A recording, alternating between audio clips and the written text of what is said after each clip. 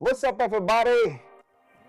Welcome to our first sit down. We thought it was necessary to really sit down and really discuss about the past, the present, and Future.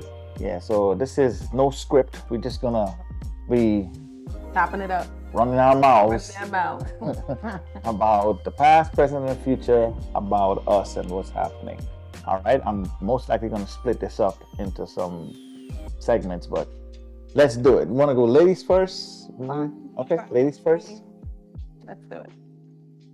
So, my name is Dr. Shonelle Holder Hall, and I'm delighted to be here with my lovely husband, Delon Hall. And like Delon said, we're going to be talking about like church stuff and how we grew up and the past, where we are currently, and the future.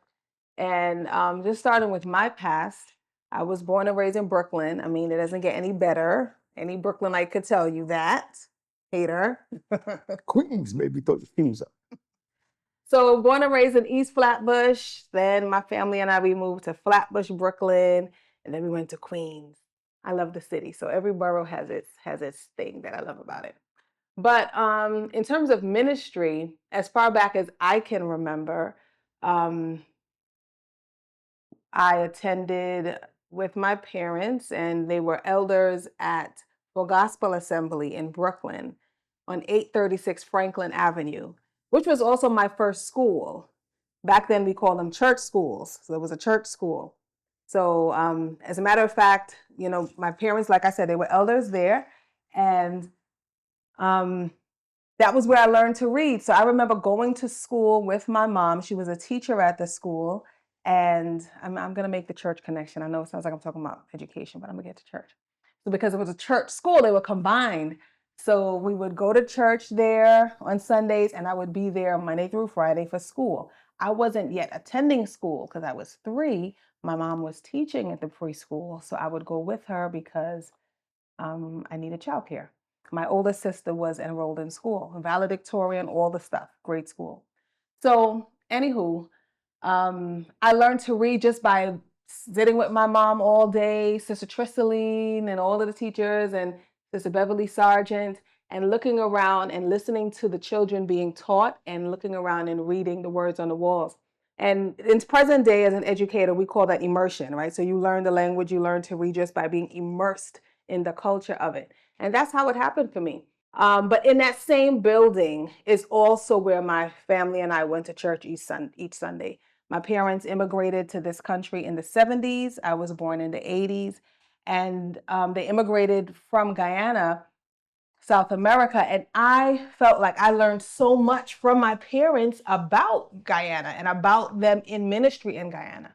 Because growing up, we knew so much. I can't say everything, but we knew so much about what it was to be a glory lighter, right? Because it was, we heard so much about the stories about Plaisance and the church and the cinema and and Pastor Williams and Pastor Jason and Pastor Hall and Pastor Walker. Pastor Walker, Pastor Patterson. Like those stories came up. Brother Mahadio, Dad, Brother Mahabir. Those stories just came alive in our household. And I remember with how much pride and passion my parents told those stories. Like it was just enjoyable to hear. And I would hear my dad say, as Dad would say. And it just became a common fact, common knowledge in the home that he wasn't talking about his dad. He was talking about Dad, Brother Mahabir. That was the understanding. It was understood that he was talking about Brother Mahabir. Dad would say, some things are caught, some things are taught. Like no one always has to sit down and teach you something. You can see that, like me learning to read, you can just see and learn and just get immersed in it and learn something new. So those were the forefathers in the faith for my parents. And I would often hear my mom talking about the radio team in Guyana and being on that and being a chorus leader, and Dad in ministry being the first assistant pastor for Pastor Williams at Glory Light. And then fast forwarding, Pastor Williams used to come to the States and stay with us when we lived in Flatbush, Brooklyn.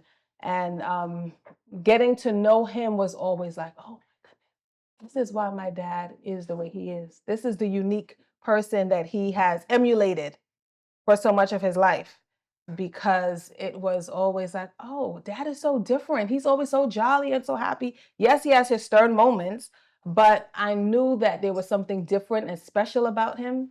And when I met Pastor Williams, I understood him so much better. We went, my sisters and I, to Guyana, South America, where my parents grew up, lived and grew up. And I understood it even more clearly just spending time in the household with the Williams. It was very clear, like, oh, this is where he got some of his charisma from, and just the person that he is. I understood him better. In terms of church, so Full Gospel Assembly was our start. I remember coming to Far Rockaway, Queens as an adolescent, maybe 8, 9, 10 years old. We used to be on Camp Road, not far from here where we're sitting right now. And we had Sunday school on Camp Road. And a lot of the kids in the neighborhood, actually Delon's uncles, his grandmother used to bring his grandmother would bring his uncles, her children, to the Sunday school. And shout out to Uncle Randy, Uncle Ron. They used to be brought to Sunday school. And those, Eon, Bonnie, Tiffany, Louise, we all were, Marsha. I can't call names. I'm gonna get in trouble. Melissa, but we used to all be in Sunday school together, and that was on Camp Road. Joelle and all the crew. And eventually, at some point, of course, I'm talking from the child's perspective. At some point, the Sunday school turned into Sunday services. So Sunday school was in the afternoons.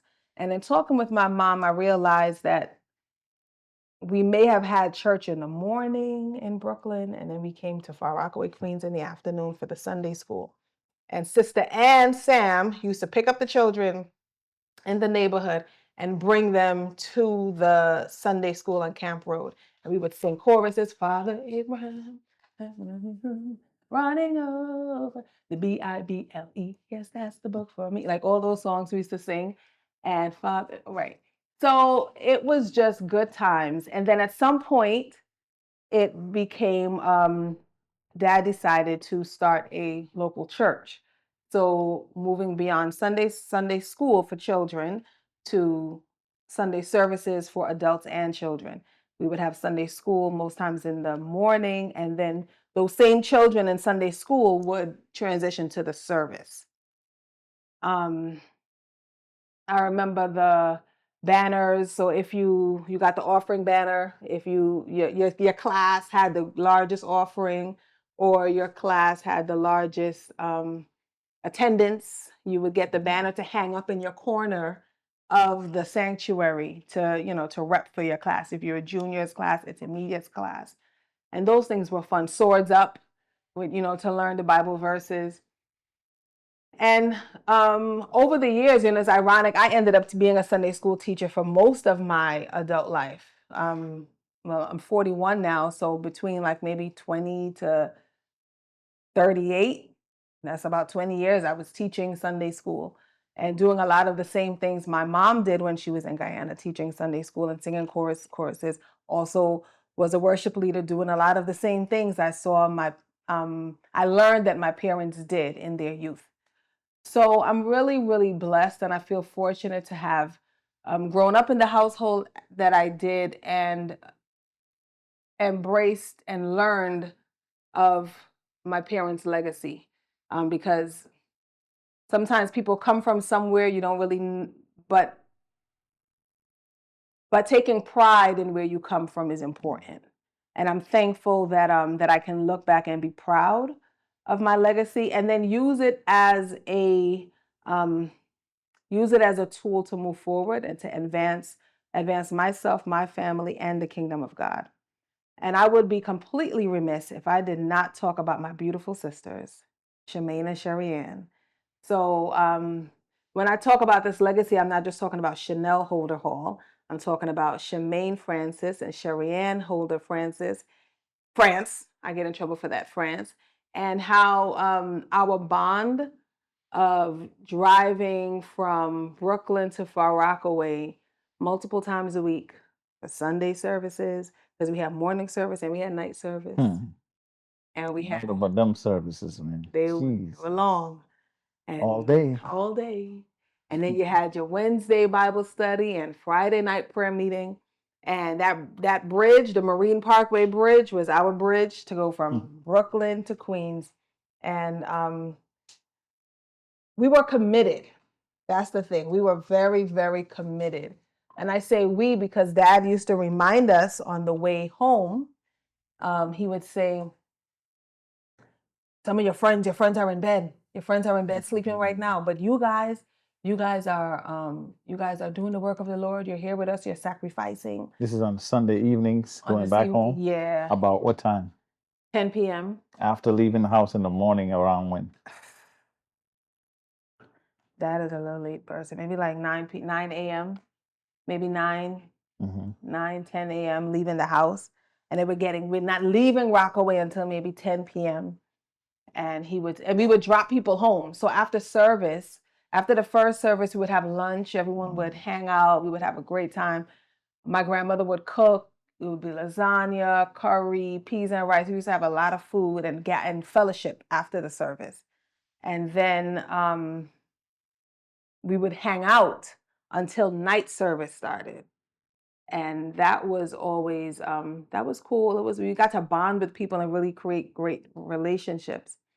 But then there was school the next morning. So at some point, as we got older, Mom used to say, I'm going to send the girls home on the bus. So we would take the bus from Far Rockaway over the bridge to Brooklyn, and we would take at least 2 buses to get home.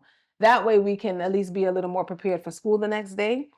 But before then, Dad used to remind us, you're doing the work of the Lord. You know, God is going to honor you. God is no man's debtor. He would always remind us of that.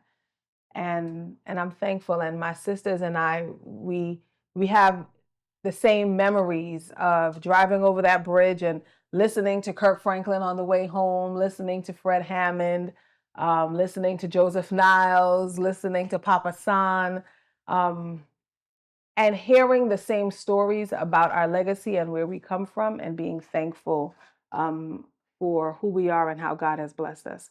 So I'm really thankful to share a part of my story, and I'm thankful to share it with you. And yes, and a lot of it coincides, and that's pretty interesting. You may have saw Delon nod a few times, smile a few times, because a lot of my story intersects with his story. And it's really interesting because we come from the same seed plot. I was born here in the 80s. He was born in Guyana in the 80s. And it's just so interesting how God has aligned our destiny.